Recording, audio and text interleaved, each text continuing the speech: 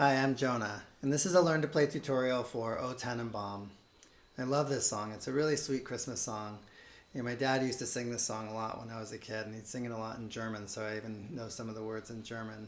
And I just love that it's about the Christmas tree and about how beautiful the Christmas tree is and how special it is to have it with us in our homes during this time of year. Now I'm going to be playing this on a Spirit Flute in the key of D, and the Spirit Flute is a bass. The bass Spirit Flute really makes playing bass flutes a lot easier than it has been in the past. So we're really loving these flutes, and then my dad and Odell and I are going to play it as a duet as well in the end. So I'll be playing the high D, the kestrel, and he'll be playing the Spirit Flute on that one. And I think of this as a kind of a lower intermediate level song because there's some cross fingerings, there's a note that's over the octave, and there's some quicker rhythms.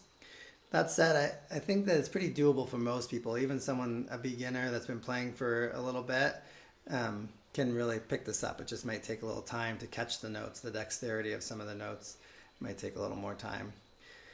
Now I'm going to play this through once on this Spirit Flute, and then I'll go through a little introduction of how to use this tutorial, and then we'll move into the tutorial itself, and then we'll do the little duet at the end.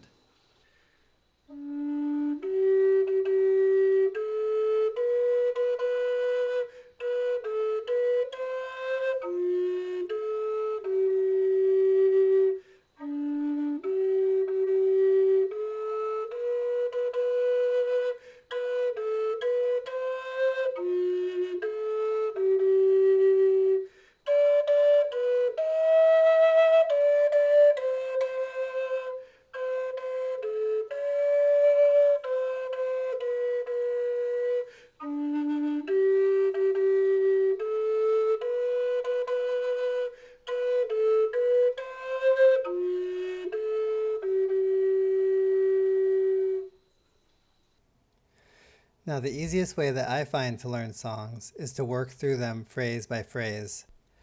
Now, phrases are like sentences. You put a bunch of sentences together to build a story. In the same way, you put a bunch of phrases together to build a song. Essentially, each time you pause to take a breath, you've completed a phrase. And because in the music we've added these breath marks, you can easily see that the phrases begin and end at each of these breath marks. I've also noted the number of the phrases using these italicized numbers, phrase 1, 2, and so on. As I walk through each phrase, I'll note anything that's unusual or particularly challenging in that phrase, and then I'll show you how to play it, and I'll play it at a really slow tempo. And at that point, I'd suggest pausing the video and working on that phrase until you have the fingerings and the rhythm pretty well down at that slow tempo, and then move on to the next phrase. Once you move through the whole song, I'd suggest going back to the beginning of the song and working through each phrase again. And each time you do that, your hands will memorize the fingerings a little bit more, and you'll memorize the rhythms a little bit more, and the song will get easier to play, and you can start bringing it up to tempo. These are the notes that some of you may not have played before, so when you come to these notes in the song, have some patience with yourself. It may take a little time to learn the transitions from the note before it to this note and to the note after it. I'll also talk more about these transitions and notes as we come upon them in each phrase. This is the sheet music for O Tannenbaum, and when we look at the sheet music as a whole, there's a lot of repetition in the phrases. So phrases 1 and 2 are the same as phrases 3 and 4 and as 7 and 8. So really the majority of the song is built on phrase 1 and 2. That's the chorus. And there's one verse, which are phrases 5 and 6. So as I walk through this tutorial, I'm going to go in more detail through phrases 1 and 2. And then I'm going to kind of pretty much skip over 3 and 4 and 7 and 8 because they're basically the exact same thing, repetition. So once you learn phrases 1 and 2, phrases 3 and 4 and 7 and 8 will be exactly the same. So that'll just make the tutorial more concise. This is phrase 1 of O Tannenbaum, and when we look at this phrase, there's this note here, which might be new for some of you. These other notes are within the pentatonic scale, that scale we all learn when we first play the native flute. So those notes, the dexterity of your fingers will catch those pretty easily. But if you're used to keeping that third finger from the top closed, then this note here might take a little time to teach that finger to open up. Now when we look at the rhythm, this sequence right here might look a little challenging. And this is a dotted 8th note followed by a 16th note. So that means you're holding this note for 3/4 of a beat and you're holding this note for 1/4 of a beat. And so what's really helpful here is to know the song and know the rhythm. And what this sounds like is da da da da da da da da, O Tannenbaum, O Tannenbaum. So in a lot of cases, it's super helpful to know what the song sounds like. So if you don't know the song, it'd be helpful to maybe go into YouTube or find some way to be able to listen to it a couple times so you can get the feel of the rhythm of the song. And that way you're not trying to just solely hold 3/4 of a beat and then a 1/4 beat and then moving on to this 1/4 note. It just helps to get a feel for what that feels like. And that's a lot more, you'll find a lot more fluidity in that when playing a phrase like this.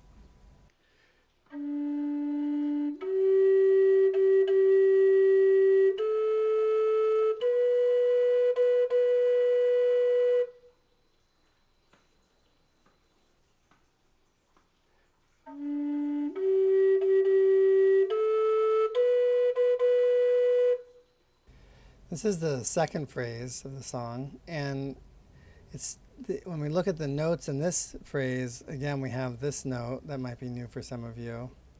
And then we also have this note here that might be new for some of you. So have a little patience with yourself as you play this phrase with these two notes if they're new for you.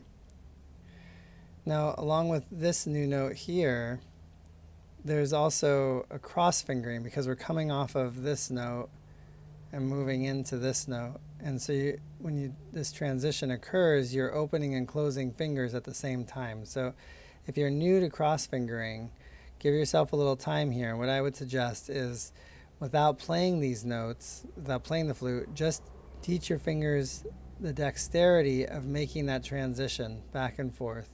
So you just go back and forth between these two notes and then go ahead and add in your breath and then pull it into the phrase itself. When we look at the rhythm of the phrase, it starts with this 8th rest. So this is a half a beat rest. And an 8th rest is just the right amount of time to catch a quick breath and then move on. So you can just catch a quick breath and then on with the phrase. And then in the rhythm, we move on to this series of 8th notes, and then again we hit this dotted 8th note and 16th note. So again, knowing the song is really helpful. Da da da da da da da da. So rather than trying to count this out, which if you don't know a song, if it's not something you can listen to and listen to somebody else play the rhythm, you do need to just kind of count this out. However, with this song, because it's such a common song, you can know what it sounds like, and it's more fluid to go on the feel of it rather than the actual strict counting of it. At least that's what I find.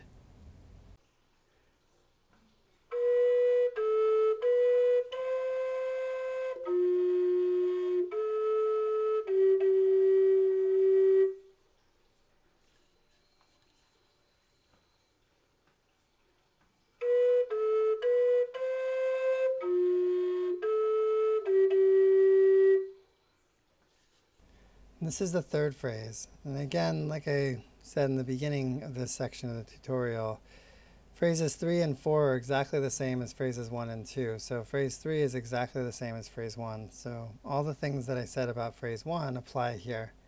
So to keep the tutorial more concise, I'm going to just play it through here so you can see it visually one more time.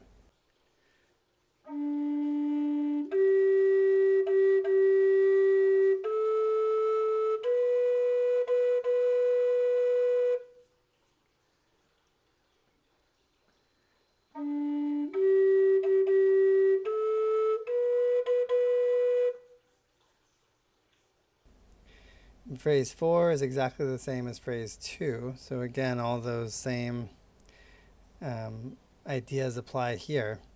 So I'll play it through here again as well so you can see it again visually.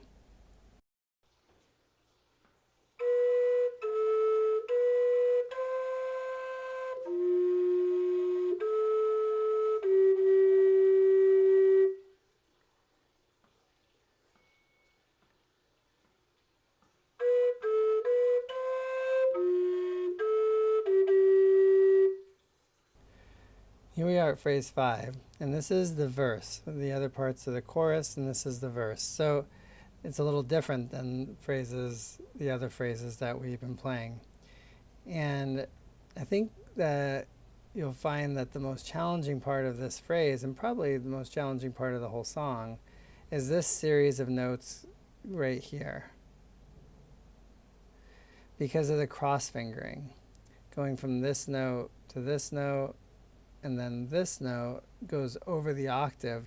And you might find that you'll have to really tongue your flute kind of hard in a staccato, give it a real kind of tight, concise tonguing to pop it up over the octave. So along with that cross fingering, you might also have to use kind of a newer tonguing, a real staccato or hard ta versus ta, kind of a tonguing. So it's a ta, ta, ta.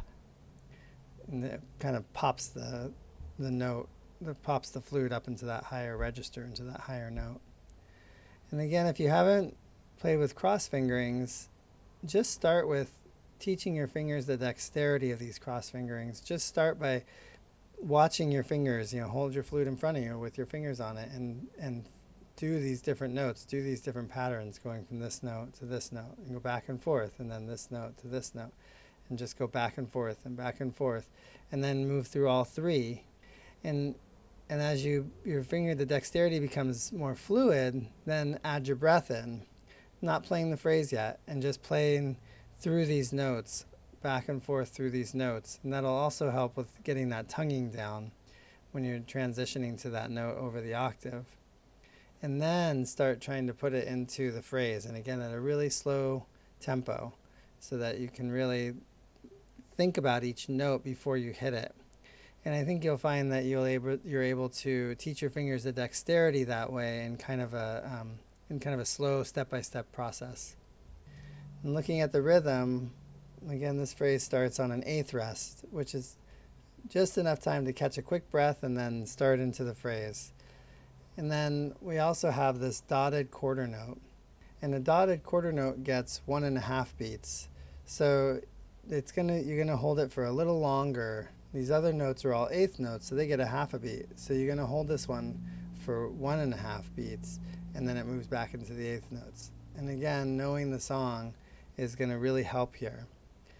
Da da da da da da da da.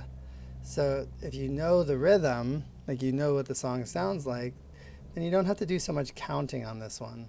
However, a dotted quarter note is very doable when it comes to counting. So I'm going to count out this section. But before we do that, I need to note that this song is in 3/4 time. And I know that because if I look at the very beginning of the song, right here is the time signature. And because it says 3/4, that means that the 3 means that for each measure, there are 3 beats. So I'm going to be counting this in beats of 3. So if I go back here to phrase 5, then this would count out like this. 3 and 1 and 2 and 3 and 1 and 2. Again. 3 and 1 and 2 and 3 and 1 and 2. And then if I add the flute in, if I basically play the rhythm on one note on the flute, it sounds like this. This is a good way that I find to start learning rhythms when you don't have a way of hearing it like we do with this song, and you're needing to learn a new feel to a rhythm. This is a good way to start getting the feel of what that rhythm sounds like. So now I'll play it on one note on the flute.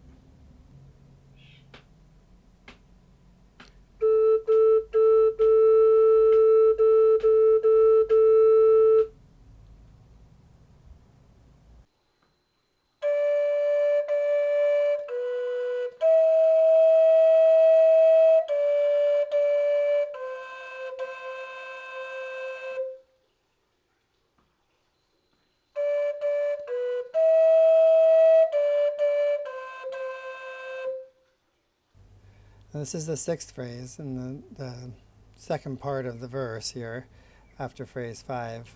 And the rhythm is exactly the same as phrase 5. So once you get the rhythm feel for phrase 5, it's going to be really helpful because it's the same for phrase 6.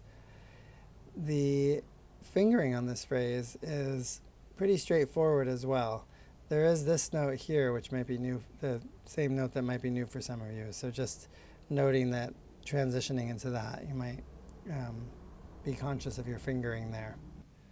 As well as it's a cross fingering going from this note to this new note. So it's not as intense as some of the cross fingerings earlier in the last phrase, but it is nonetheless a cross fingering. So take some time with that.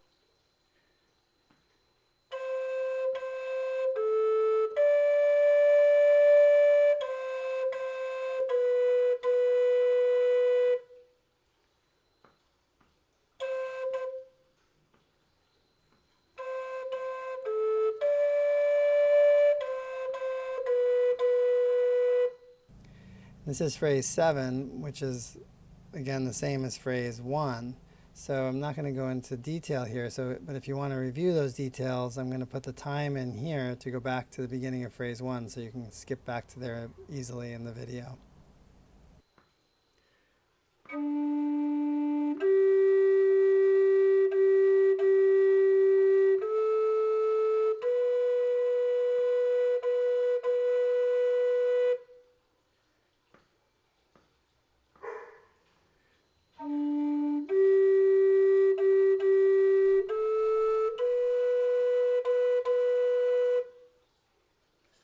And here we are at phrase 8 in the end of the song. And again, it's the same as phrase 2. So I'll put the time here in the video so that you can skip back to phrase 2 if you want to see the details. But otherwise, I'm just going to move forward and play it one more time so you can have a visual of what that looks like one more time.